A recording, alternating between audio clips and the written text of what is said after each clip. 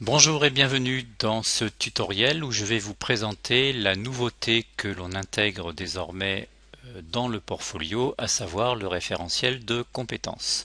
Pour cela, j'ai l'autorisation d'un étudiant d'utiliser son portfolio. Je clique en haut à droite sur la nouvelle icône qui centralise l'ensemble des informations et des manipulations que vous allez pouvoir faire sur votre portfolio, à savoir contenu, portfolio et groupe. Je choisis l'option Portfolio et le sous-menu Pages et collections pour accéder directement au portfolio de Mathieu qui se trouve ici sur ma gauche. Je clique pour ouvrir son portfolio et je tombe automatiquement sur ce fameux référentiel qui va constituer la première page de l'ensemble des pages de son portfolio. Page que l'on retrouvera ici en en-tête de colonne. Comme vous pouvez le constater, le référentiel métier qui intègre les 14 compétences de ce référentiel se trouve sur la partie gauche et vous avez un certain nombre de pages qui sont ouvertes par l'étudiant. À l'intérieur de ces référentiels, vous avez des pastilles de couleur grise qui ne sont pas encore autorisées à l'auto-évaluation, des pastilles qui peuvent être orange lorsqu'une compétence est en cours d'acquisition, vert lorsqu'elle est validée, et rouge lorsqu'elle n'est pas encore maîtrisée. Pour déclarer une compétence à valider, je choisis la compétence en question, ici par exemple coopérer au sein d'une équipe, et j'estime que j'ai, à travers un article qui se trouve dans une formation à transposer sur le terrain, choisi de mettre cette compétence en auto-évaluation. Je clique dessus.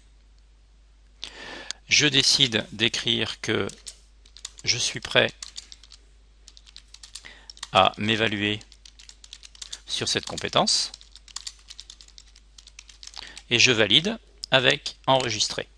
Automatiquement, autour de la pastille, vous pouvez remarquer un petit cercle bleu qui m'indique que cette compétence est prête à être auto-évaluée.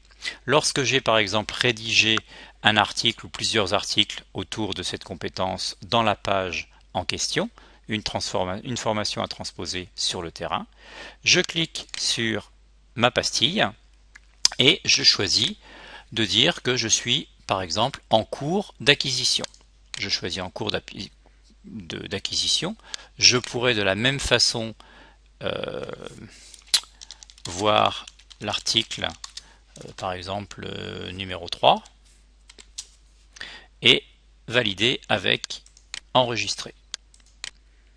Automatiquement, ma compétence apparaît puisque j'ai choisi en cours d'évaluation, en cours d'acquisition, de couleur orangée.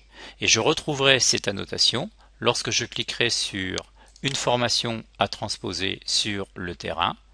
Je retrouverai cette compétence sous forme d'annotation en bas, complètement en bas de mon portfolio. La voilà, la CC10 coopérer au sein d'une équipe avec le commentaire que j'ai pu y mettre. Compétence en cours d'acquisition.